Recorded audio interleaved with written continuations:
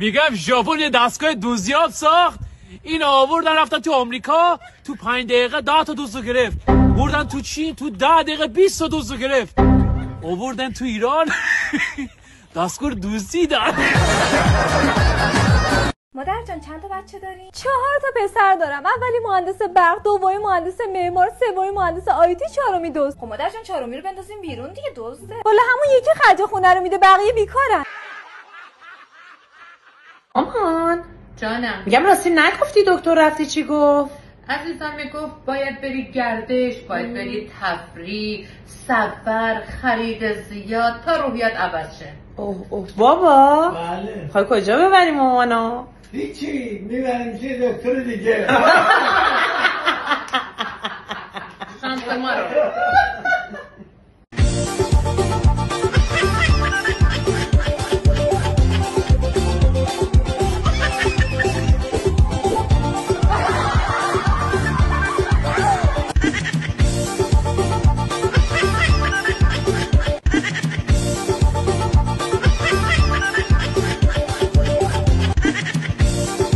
سلام داداش، خوبی؟ خسته نباشی. سلام، شاکرم، بفرمایید.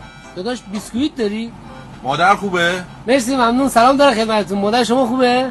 که کله بحثیدی، من بیسکویت مادر خبر کنم. نو سلام دوست عزیز، خسته نباشی، وقتتون بخیر. سلام. ببخشید میشه بپرسم شغلتون چیه؟ من دزدم. آقا ببخشید تلویزیون داره ضبط میشه. تلویزیونی بگم. من تلویزیون. شرکت آسان پرداخت نوین سید دارم. نوین سید یعنی چی؟ یعنی آسان پرداخته، یعنی خیلی راحت از مردم پول میگیرم. یه شرکت دارم، 7 تا نیروی خانم آوردم استخدام کردم، خیلی راحت از مردم پول میگیرم. چه جالب.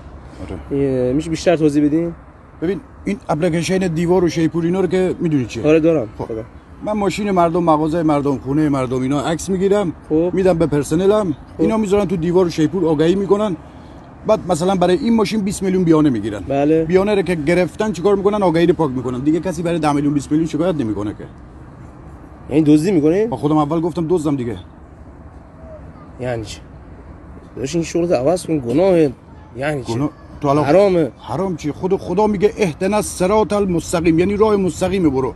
چه برای پول در آوردن، چه برای زندگی کردن، من چرا راه کج برم؟ اهدنا الصراط المستقیم. خودت واسه خودت فتوا میدیدی. سلام. بخشید پیشنهادتون چیه؟ شب عیدی خونمون رو مثل آینه تمیز کنیم. خب منو ببر. خانم خجالت بکشید، من زن دارم. 4 لیتری منو میگم، 48350، قیمتش هم خیلی مناسبه. خارج لطفا.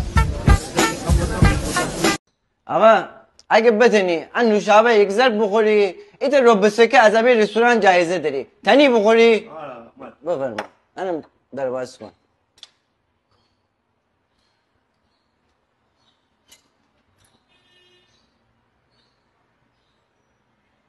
آو همه خوردن داره. گفته بخوری.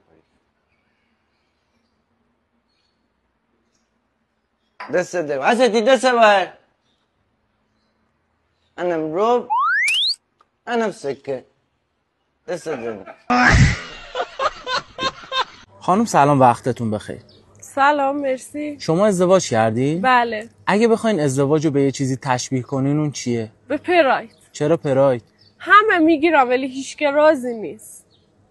الو سلام خانم، خوبی؟ من دیگه نهار خونه نمیام، رفتم کافه یه دونه املت بزنم دیگه، امروز رو املت بخورم. من خیلی تعریفتون رو شنیده بودم، چه فضای قشنگی دارید.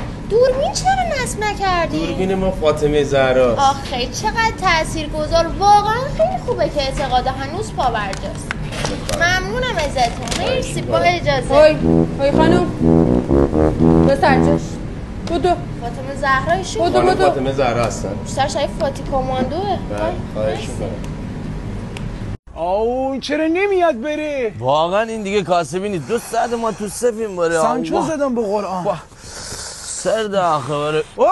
کجا؟ یه برو عقب. قابی مگه نمیبینی؟ صفو نمیبینی؟ این همه آدم اینجا تو صف وایسن، تو سگ سرما تو همینجا کله انداختی مثل گاو داری میری؟ یه برو. این سباقاته بودری. بفرمایید. ممنونم. شاید شما کارت چنه؟ شاید مرا پیسرم کارت چنه؟ خب الان ما چه جوابی اش بدم؟ اگه وجهتون چپونم خواستن هم نمیده چه بکنم؟ بله آقا مداخل دامنه کو نمایشی گوسفند دارم